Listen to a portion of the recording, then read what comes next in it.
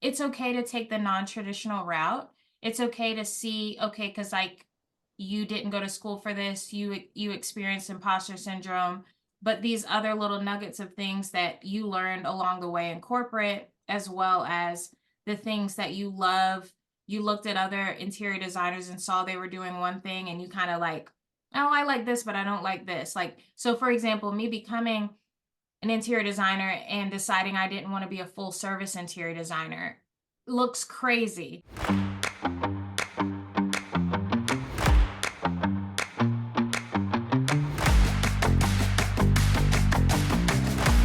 Welcome to another episode of the Staging Insider. I am Felicia Pulley, the creative director at the Real Estate Staging Association, and today is a little bit different. I don't have a stager on today. I have an interior designer who is also an influencer who created her own line of wallpaper. She's kind of a big deal. If you haven't met her yet, this is Amber. She is the founder of the Blessed Little Bungalow. And tell us how you got started, Amber. So I know that you were a blogger and you still are, but what was your story before you jumped into the blogging and design world? Yeah, for sure. Thank you so much for having me. I'm super happy to be here. I started Blessed Little Bungalow back in 2016.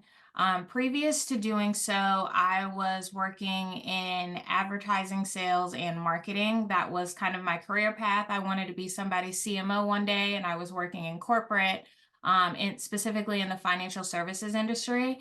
And when I moved from Atlanta to San Antonio, Texas, for my first post MBA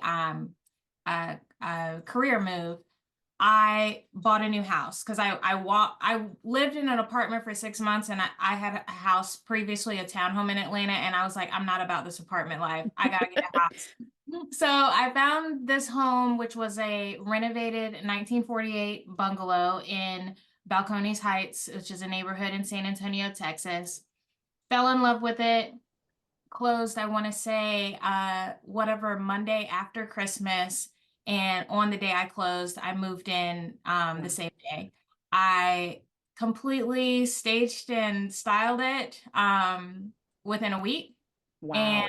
then my family came to visit. My mom and sister and my nephew came, and then two of my best friends from college and high school came, and they were just like expecting boxes to be everywhere, expecting to help me unpack, and everything was perfect. Like art on the wall, furniture, fully furnished each space, all of that. And so my mom just kind of turned and looked at me and was just like, "So when are you going to do this for real?" Right? Yes, and so it was just this aha moment of like, she always thought I'd be an entrepreneur. I have been creative my entire life. Being an advertising major in college, I thought that I was going to go the agency route and, build commercials and branding and all of these things. And that's all had still a lot of, I had a lot of interest in it, even though I was now on the business side of it. But I felt like, okay, well, I like to write. I love my house. I like to design affordably. Let's just start a blog about that. And I called it Blessed Little Bungalow, kind of inspired by the bungalow I bought, my faith, and just the thought of me having humble beginnings growing up, knowing that you can make a lot out of a little. So that's where Blessed Little Bungalow came from. And I started blogging about my own house. If you go to my website, blessedlittlebungalow.com, you scroll all the way down in the portfolio, you'll see my first bungalow. And everything was super matchy, yellow and gray, chevron everywhere. So my Well, design, hey, in a week's time, that's pretty impressive. In the year that you bought it, I'm sure everybody was like, "Oh yeah, that's hot." yeah. So my design style Yeah. has evolved over time, but yeah, it was just a hobby and creative outlet that turned into a side hustle. Over time, people in San Antonio and across the country, back southeast where I'm from, and then across the country were asking me for help to design their own homes. And so because I lived in San Antonio and wanted to help people from afar, I started my business, the side hustle as e-design. Like, okay, I'll have a consultation with you. I'll get your budget and all the information from you, the problems that you'd like me to solve, and then I'll create this beautiful design, create the mood boards, get you to approve them, send you a shopping list, and yeah, 250 a Move on pop. with it. Yeah. Yes, I was 250 a pop. Wow. I was charging 250 because I didn't know what to charge, right? I Hey, was we all start somewhere. I was just like, "Oh, I don't know, like, I don't I'm not an interior designer. I didn't go to school for this." And I think there was, like, certain companies that had just popped up kind of, it's escaping me the name of one, but that's what they were doing. They would assign you to a designer, and you'd Mm, have, like, maybe, like, 3 rounds of edits, and it was like $149 or what it was something, and I was like, well, they're working with a human being that they can see, so I got to charge a little more than a that. little I more want to for charge sure. 250. And So they're probably coming and seeking you because at that point, I bet you weren't doing any outside marketing to get the service. If you not hadn't at even all. determined your pricing, Not it at was all. like an Yeah. accidental business, it sounds like.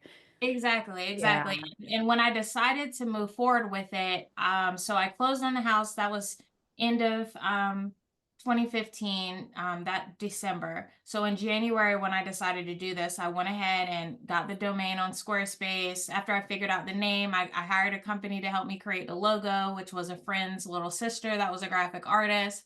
Um, I found a designer in Dallas that did a lot of women-owned blogs Mhm. that kind of matched my aesthetic to design my website, and I gave myself 90 days. I was like, okay, we're going to get this website, and we're going to get a local photographer to take pictures of my house and pictures of me, and it's going to go live on April 4th, 2016, and that's what Okay. happened. And Um were you working your full-time job during that period?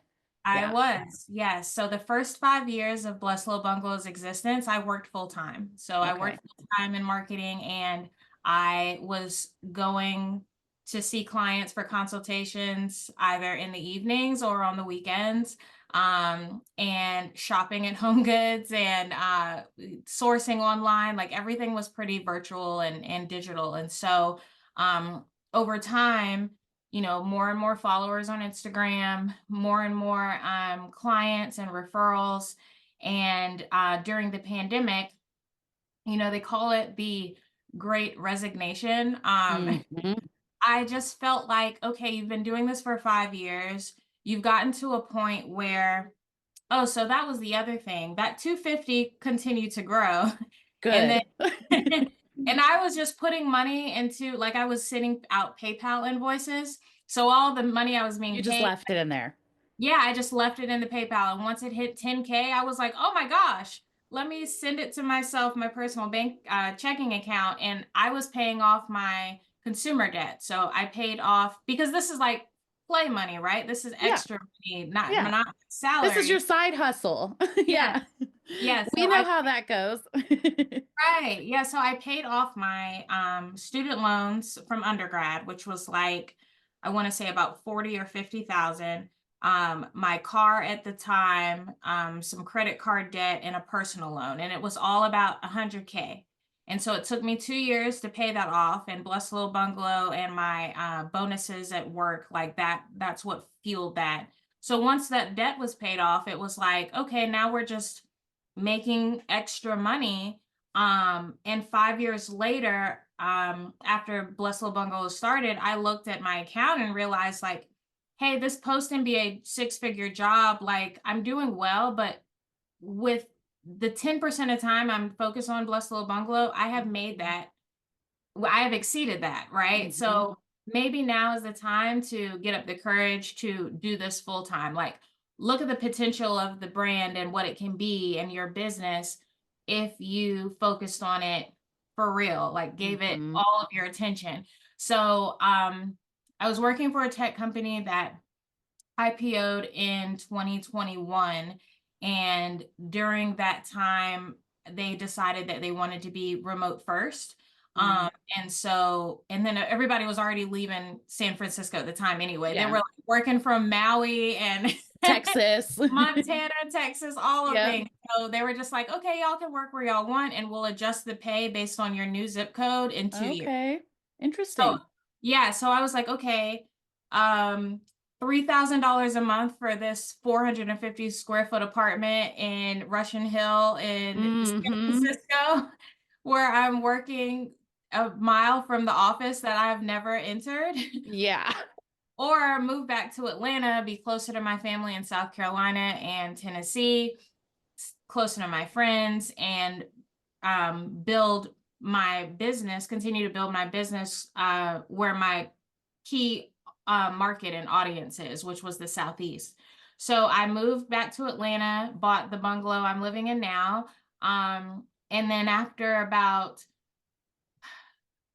3 to 5 months, I something just told me, I honestly just feel like it was a God thing. It was just like, hey, it's now or never, kid.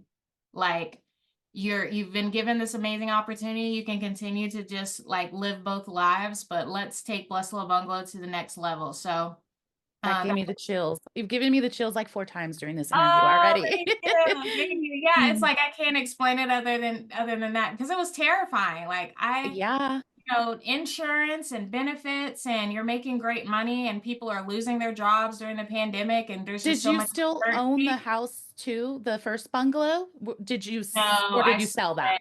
I Okay. sold it. I just didn't think that if I kept a house, it would have been the townhouse in Atlanta the first time, especially Hmm. now that I know how much it's worth. Yeah, right. But I didn't want to be a landlord from 2,000 You miles weren't away. ready for all of that yet. Yeah. Yeah, exactly. But the house in San Antonio, I just felt like I didn't see myself. I never saw myself living in Texas. So when it was time to leave Texas, I just didn't see myself going back, especially to San Antonio. Love San So at Antonio. It's a least you great didn't city. have like the mortgage hanging over your head though. So that probably Yeah, made the decision. I mean, it was still a scary decision. Don't get sure. me Yeah. wrong, And I have but this new yeah, mortgage in Atlanta. exactly. Yeah. But just Mhm. one compared to two. I Exactly. mean, I Exactly. think if you had two mortgages, that might have been a little bit of a harder decision. Yeah, exactly. Yeah. And then just thinking about tenants, and it's funny Yeah. because it's full circle because now I'm actually thinking of like this new arm of investment property. So Well, I it's was gonna say, I could actually see you totally fitting into like a short-term rental owner, just because you have such a beautiful aesthetic and you have people that are like want to work with you because of your aesthetic. I can only imagine that they'd come and visit your Airbnb just because it's by you. thank So you. Well, I one day could this see that house working. will be, yeah, one day this house will be that perhaps. But yeah, that was kind of the thought process was like, okay, it's now or never. Let's do this. Worst case scenario, you got a little savings. You don't have as much as you'd want because most people are like, you got to save for a year or whatever. But I just felt like, okay, it's now or never. So quit my job, left there June 2021, and I've been full time ever since. Wow. So full time, does that mean that you are literally working 9 to 5? Are you strict about keeping regular working hours, or you do give yourself some freedom as a business owner? Felicia, I wish I had an answer. I've been inconsistent with that. I feel like some days I'm working 10 to 4. Some Hmm. days I'm working like today I had a coaching meeting that was like a strategy session that was 10 to 11 to 2. Then I took like two calls on the way home. One was a licensing partner, and another was just like a accountability session with another designer, and then this podcast. So like no day looks the same. I Yeah. think this time of year also, like end of year, like I have a client photo shoot tomorrow of their home, but for the most part, like my client interaction has dwindled down for the year.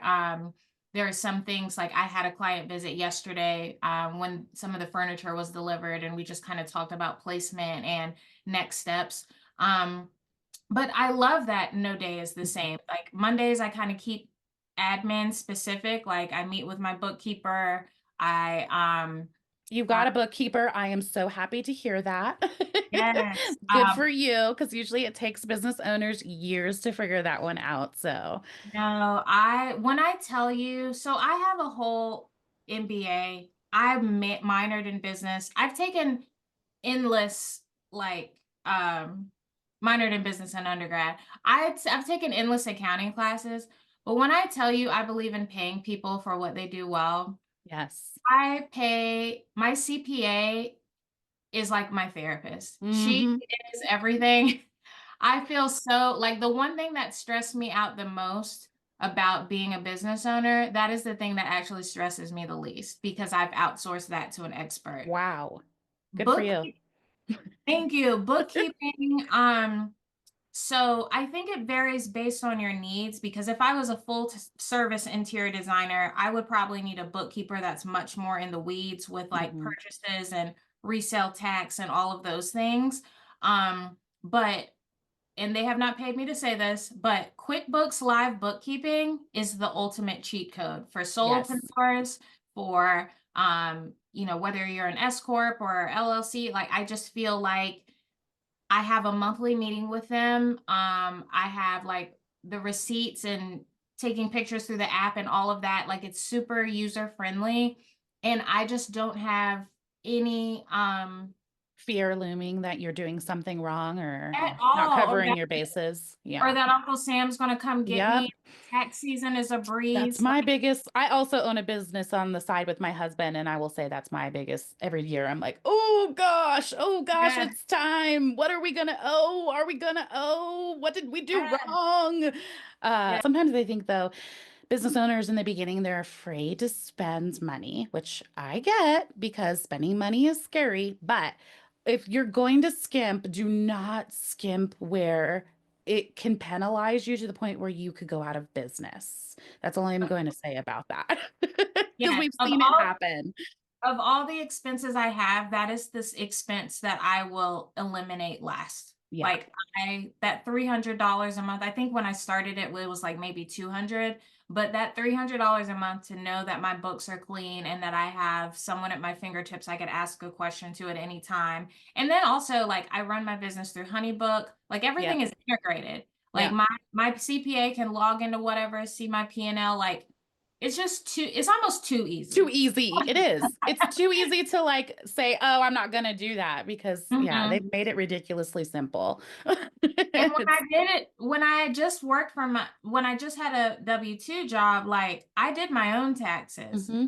and then through TurboTax. And then I Yep, ended up getting a CPA in San Antonio when I first started Blessed Little Bungalow that would do the taxes for me. But as you grow as a business, it's like this is something that yes, you can do yourself, but that like paying them is you giving yourself time back. for And sure. something that someone else can do in their sleep, that you have to like really try hard to figure out. Like, so for example, I can learn how to do 3D Oh yeah. rendering, realistic renderings, but I'd rather pay someone to do that based on the amount of time it's going to take to get back. And Because I all just those think hours you're gonna have to sit at the computer when that's not what you enjoy, probably. yeah, Yeah. yeah, like focus on your zone of genius. If you're the Hmm. creative, if you're the one that you want more time to dream and be the visionary and truly lead the business. I had this conversation with my coach today. I was like, some founders, they're not meant to be CEOs. Like, and I Hmm. think especially in tech, you realize that you see the companies that fall because they're not willing to relinquish that control and Hmm. do what they're good at and allow You someone see it else in this to do industry as that. well, I think a lot too. Yeah. Yeah. Yeah. So just being real with yourself and honoring what your actual talent is. I'm a firm believer in that. So on that note, do you plan on growing your business so that you've got like full-time or part-time staff? Is that in your goals for the big picture, or do you want to stay small and just you? I never aspired to have this huge firm of like 20, 50 people working under me, and me being just the principal designer and having all of these other designers in team. Um, I also think, and I don't know if it's a Virgo thing or just like a, a control issue, but it's hard to relinquish that control, especially creatively, Yes. especially when you're the face of your brand. because you feel like, well, the client only wants to work with Amber. She only wants to work with me, or the brand only wants to work with me, or like you feel like you have to be in the weeds with everything. Mhm. So I think in these 3 years that I've been full time, a lot of the burnout that I've experienced has been because of that, because Yeah. I am You not willing. can't do it all. Yeah, you can't do it all, and you have to be willing to let someone else, like, on board and make mistakes. Like, I went through this with my virtual assistant, and she's incredible, but she's definitely not working at the capacity that she should, because I am like, "No, I'll hold on to this," and I'm like that I'm with my guilty social of that too. media. Yeah. Yeah, it's like, "No, I wanna continue to do the things that I want to do, but here are the things," Yeah. like building the shopping list. Like, Amber, you don't have to do that. You can give her the Pinterest board, and you can have her log into your LTK, and she can do it. Like, Yeah. and she wants to do it, but you have to let her. So to answer your question, I don't have the desire to have this big quote unquote company, but I think for the goals that I have, I definitely do need to. I think the first step is hiring a COO, Mm. someone that can kind of help me build out, like, okay, here's the overarching BLB, here's the client services, here's the partnerships and talent aspect, here's the um, BLB homes to come, which is the in real estate investing, and Yep. then here's the licensing deals with. I have artwork, I have Yep. wallpaper, have soft goods coming. Ooh, okay. That, so it's like Amber can't be in the weeds with all of that. Like, she has to let something go. And although I want to do less client work, I think it's more so like, if I do client work, I just need to know, I need to cherry pick, right? And Mhm. then if I have a junior designer or another designer on my team that knows my aesthetic and has the same beliefs as my brand, like, it's just a matter of hiring. Finding the right person. Right, right. And Yeah. so my coach is really pushing me to, like, okay, girl, you Open say up to that idea. you need to bring someone on. And so yes, I think in a perfect world, I would have a team of like 5, 6 people to accomplish what I want this quote unquote conglomerate to become. I love that. So when you decided to start this business, was brand partnerships a part of your plan, or did that kind of happen organically because your Instagram blew up? A little of both. I like the brands I love that I've always been obsessed with, that I've always posted: Home Goods, Target, um, West Elm, there Jungalow. There are certain brands that I, regardless if I work with them or not, I love them and I'm going to post about them. And so, and also controversial, some designers like don't believe in sharing sources, right? Mhm. Oh, yeah, that's a big thing. Their pages, they're not tagging West Elm. I know Mhm. it's from West Elm. I've seen that Yeah, in we all know. Yeah. the Those of us but in the know. yes, I know that that coffee table came from CB2, that that rug came from Nordic Knots, but they won't tag it because they're like, that's what my client is paying me for me to source. And I understand that completely. But for me, based on how I built my brand, I want people to feel like design is attainable, and that whether, you know, affordable means different things to different people, but I want you to know that yes, you love this beautiful room, and those drapes that are linen that look gorgeous came from Amazon, Mhm. and here's the link for them, and if you want to buy them, I'll get like $7 on the back end. Right. But I'm not ashamed that these curtains in my house are from Amazon or Overstock or IKEA or whatever. And Or, so, hey, even Walmart nowadays. hey, I haven't been in a Walmart in like 4 years. But I have heard amazing things. I know, like, doesn't Home Edit, they have Yeah, but, their stuff in Homes there, and Garden, and I think, like, their Junior homes and More, there's a gardens. few of them, but yeah, Yes. I on my Instagram, it's like a constant, every time I'm like, oh, I like this. Let me go to their little link. Oh, sure enough, it's a Walmart link. I'm like, dang, Walmart, you're stepping it up. Yeah, yeah. And if it's good quality furniture, good quality things, or even if it's not good, quote unquote, Exactly. good quality, and it's only going to last 2 years and people are okay with that, what's the harm in them knowing where it's from? So Hmm. that's always been my stance. I've always tagged all the brands in my pictures. And so when people see you tag them or they see you posting this experience of walking into Frame Bridge and getting something framed, and then they'll notice that. They'll be like, "Oh, good selection."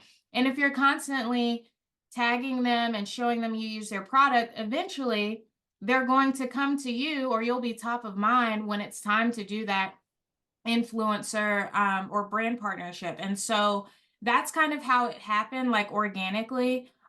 There have been brands that I've pitched, but honestly, most of the partnerships I've had have just been organic and incoming based on what I'm already doing. And so I've partnered with everyone from Wayfair to Sherwin-Williams, Home Depot, and that came over time.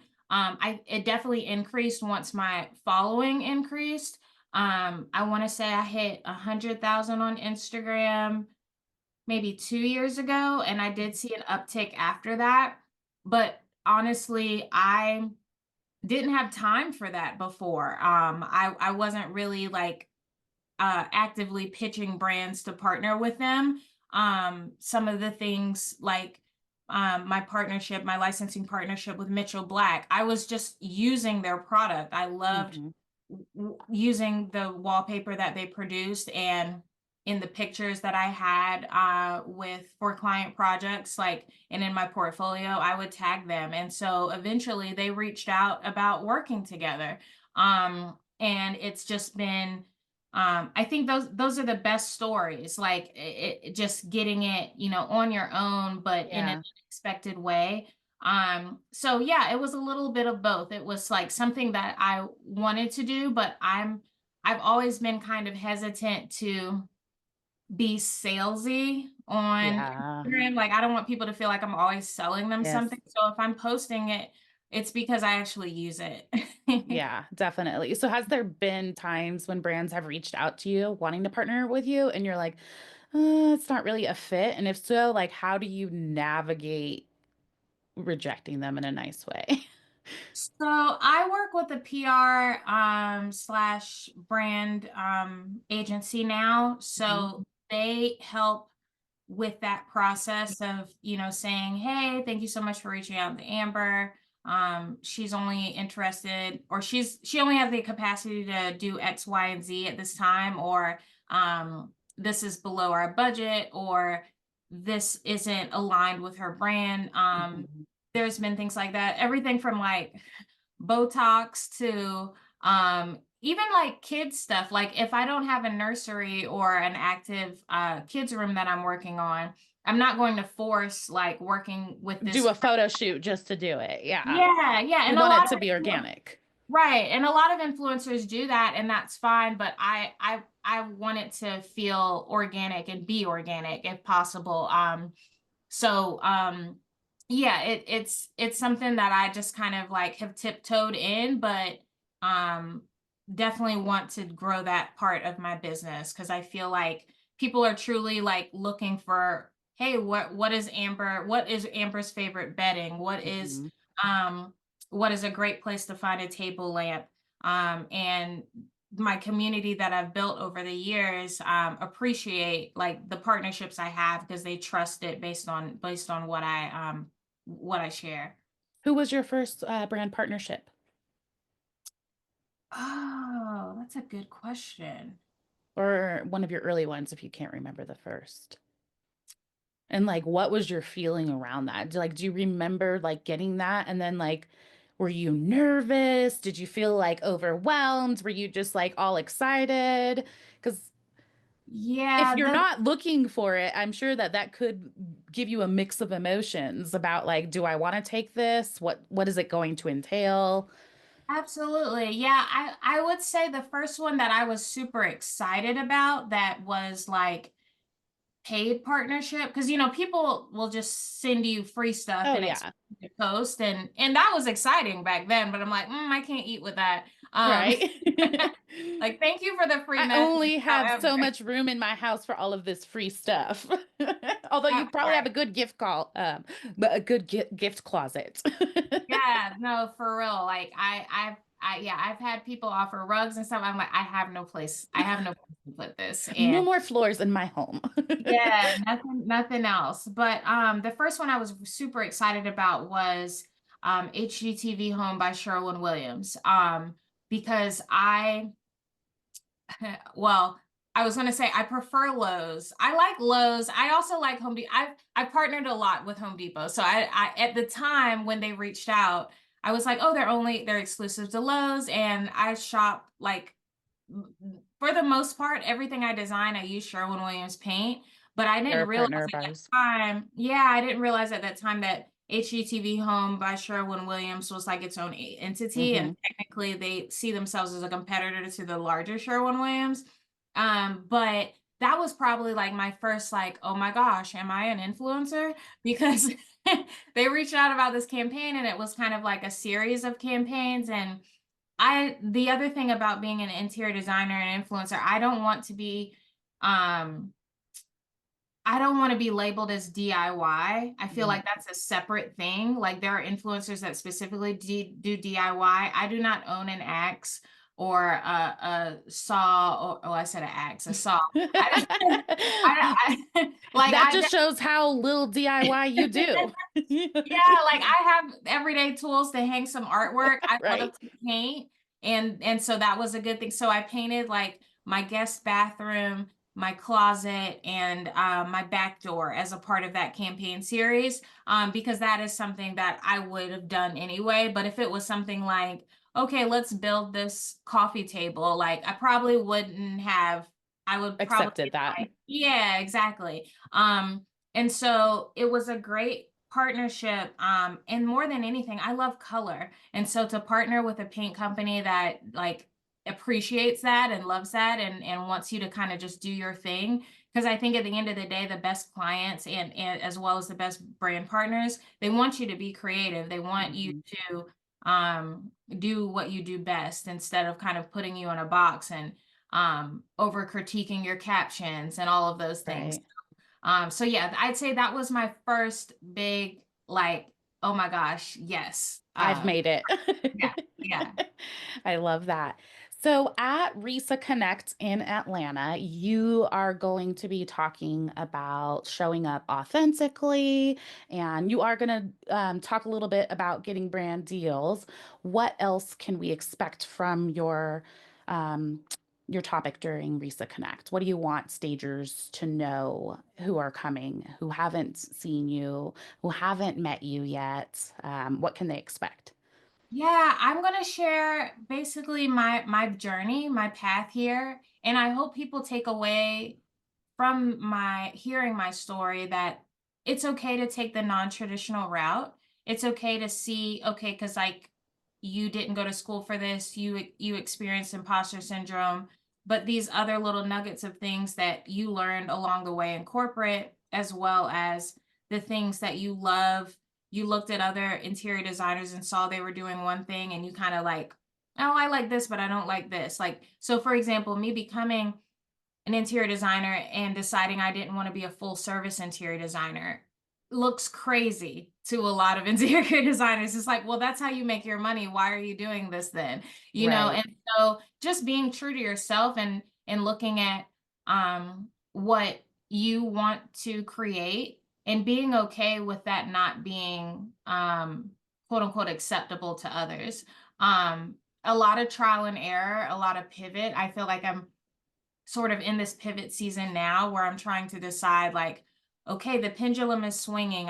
Before, a client work took about 80% of my time and was 80% of my business's revenue. And now it's the pendulum's kind of swinging, and there's more licensing and partnerships revenue. And so what does that look like? The burnout I had from certain client projects, like, who is my ideal client now versus when this was a When you uh, were charging $250. Right, right. Like the budget client, of the past, like needing 20 of those to equal one project that you can cherry pick and hopefully have like ideally two clients a quarter so you can actually breathe and really be creative and work on other things on the side. Um, so I'm hoping to share that journey. I'm hoping to share how I how my authenticity throughout the years has been rewarded by national brands, by the press I've received, by opportunities I've received, but also there are opportunities that I quote unquote lost or missed because I chose to stay true to myself and not water my brand down for the sake of a dollar. And honestly, staging is something that I am always asked about ever since the beginning. Like, well, do you stage too? And I'm just like, oh no. It's like, well, you should do that. And I'm like, well, you have to have inventory, you have to do this and Not that. necessarily. It's so funny because as you were talking, I'm like, she would make the perfect occupied stager. So, like, there are people Mhm. who have a business model that's just like how you say you don't want to do the full service thing. Most stagers, especially like in the first like 7 or 8 years, they don't want to touch the inventory. Like, and if they Mhm. do, they might start off by like just renting it. But Okay. you can make a lot of money just doing consultations. And like what you're talking about with the virtual consultations, a lot of stagers did pick up doing that during COVID-19 because there were Mhm. so many similarities to what they're doing when they're going into somebody. Most people, especially now, maybe not during COVID, but especially now, people can't afford to move out of their house when they're going to sell it. They don't Yeah. have the luxury to like pack everything up, put it in storage, or move it to their new place. They're living there. So, Yeah. I mean, they still deserve to get the best price for their home and for it to be presented in the best possible light.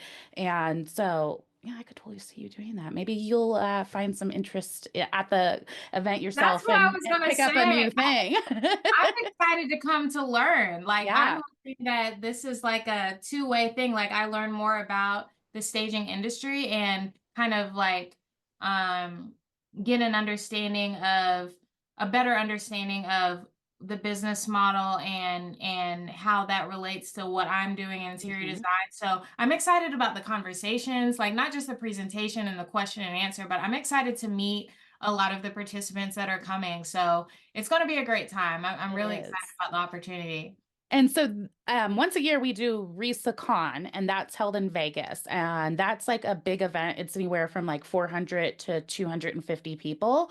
Oh, wow. It's massive. Like we'll have three different breakout speakers at a time. And we have our award ceremony for the industry awards, which we actually just open up submissions for 2025. So if you're listening and you want to submit awards, we have I think it's like 35 new categories. But anyways, that's a really, really big deal.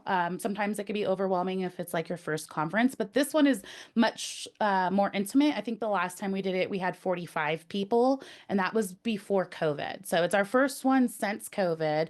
And I think you'll like it because it is more of an intimate gathering and a lot Okay. of conversations and networking. We always say the gold, like sessions are great, but the gold is really in the conversations that you'll have and the relationships that you'll form from events like this. So I'm excited to meet you. I will be there in person too. So are you planning on coming to the dinner with us? We have influential dinner, and you are definitely welcome to come if you want to come to that. Okay. Um, Yeah, I'm it's happy to that do that. same night, and we do have a trap violinist from Atlanta performing who I'm super excited about because I love That music. And I was like, I need as many people from Atlanta represented at this event as possible. So I'm that is pretty so Atlanta. There is a excited. trap everything. I love Right? that. That's another one of those things that just keeps popping up on my Instagram feed like over and over again. So I'm like, when that happens and I get sucked into one thing, I feel like I need to make it show up somewhere at recess. So that's Yeah. how that happens. All Well, right. yeah. So for all of you who tuned in to listen to this episode of the Staging Insider. I am grateful that you had a chance to learn from Amber. And Amber, I really am looking forward to getting to know you more. And I knew that I loved your style. I knew that I loved everything about you. And the fact that you are a young businesswoman and you've done all of this not only in your personal life, but I've got chills here because as a young person, I think that there's so many young people out there who are afraid to do big things, make big decisions. They're afraid of what can happen, what won't happen, but you're never going to know unless you try. And you're a great example of that. So I'm Thank you. I'm I'm happy A lot. our paths have crossed, and I look forward to I am seeing you in too. Atlanta. I am too. Yes, excited to see you next month, and thank you again for having me. All right, everybody, tune in to the next one where I will be talking with Ashley Provost, and she won the Best Occupied Staging of the Year in 2024 for the United States category. So tune into that later this month, and happy staging.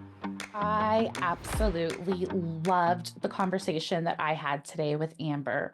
She really, really inspired me. The fact that she is so young and she has accomplished this much already and made such bold decisions to quit a reliable full-time job and do that while she had a mortgage to pursue her career and her own business in interior design. And she is doing such a fabulous job with running and growing that business. Honestly, I cannot wait to learn more from her at Resa Connect. We will be hosting her this January the 14th at America's Mart, and I hope that you consider joining us. We have some great topics lined up. We're going to be feeding you breakfast and lunch, and we have an invite only dinner. And it is going to be a great time full of learning experiences and creating connections that are going to help your business grow. So get your ticket at resaconnect.com. And if you are a Resa member, I hope that you'll log into the members only section of the website and listen to the little snippet that I did with Amber that's made just for members about where she is sourcing her inventory when she's working with design clients at the moment. If you're not a member yet, it's only $190 to join. And we are the industry's only North American nonprofit trade association. We have been serving this community for almost 2 decades, and your membership dollars are what make this podcast possible. So I want to thank you, if you are a member, for spending your hard-earned money and supporting your trade association so that we continue to advance professionalism in this industry that we all love so much. So that's it for this episode of The Staging Insider, and I'll see you next time with Ashley Provost.